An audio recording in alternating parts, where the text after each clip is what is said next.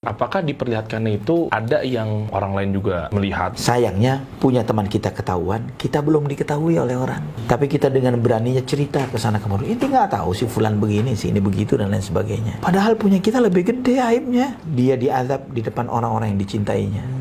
Di depan bapaknya, di depan ibunya, di depan pasangannya, di depan anak-anaknya, di depan orang banyak, di depan orang-orang yang mungkin mengaguminya, la ilaha illallah. Kita di dunia mungkin bisa nutupin aib kita dari istri, dari anak, tapi di akhirat semua kebuka. Memang terkait sama hisab ini kan ada juga yang mengatakan bahwa memang kita benar-benar diperlihatkan satu persatu apa segala macam. Tapi memang apakah diperlihatkannya itu ada yang orang lain juga melihat, dalam artian memang semuanya ditutup dulu satu persatu, setiap detiknya kan ketahuan tuh satu, ya kan? Nah, apa memang semuanya diumpetin juga aib-aib kita? Dua orang manusia, dua golongan manusia. Makanya Nabi SAW pernah bersabda, "Man satara musliman satarahullahu yaumal qiyamah." Barang siapa yang mau menutupi aib saudaranya sesama muslim, Allah akan tutupi aibnya dia nanti pada hari kiamat.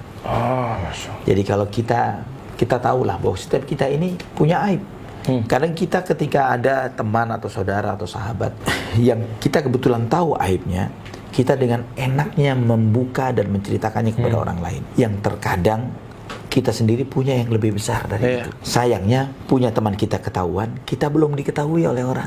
Tapi kita dengan beraninya cerita ke sana kemari. Ini nggak tahu si fulan begini, si ini begitu dan lain sebagainya. Padahal punya kita lebih gede aibnya, gitu kan? Cuman nggak ketahuan orang saja. Nah, orang yang seperti ini akan diekspos aibnya di depan Allah. Orang ini yang lain. Ada dua tadi, yang pertama kan benar-benar secara gamblang dibuka saja. Adapun yang pandai menutupi aib saudaranya, maka Allah akan tutupi aibnya dari orang lain nanti pada hari kiamat. Ini yang pertama. Yang kedua, yaitu orang-orang yang fasik, yang memang dia ini mujahir bil maksiyah, berbuat dosa dan memang diekspos di depan orang banyak. Ya, terang-terangan di media sosial dia jadi tokoh-tokoh maksiat. Ya gitu ya. Bisa jadi entah itu dengan semua maksiat yang dia lakukan, apa itu minum khamar kah, atau berzina kah, atau membuli seseorang, apapun itu bentuknya, ngeprank, ini jangan dikira ngeprank ini bukan dosa ini, ya kan? Dan lain sebagainya, mempermainkan orang lain dan lain sebagainya. Nah, ini hal-hal seperti itu kemudian dia expose di media sosial.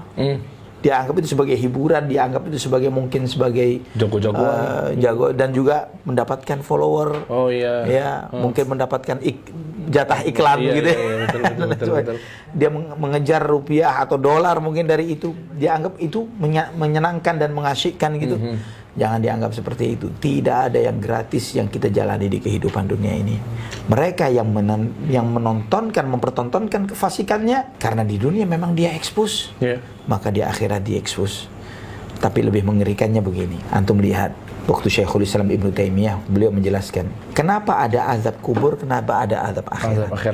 Kenapa ada dua? Kenapa demikian? Azab kubur lebih ringan daripada azab akhirat, kata Syekhul Islam Taimiyah.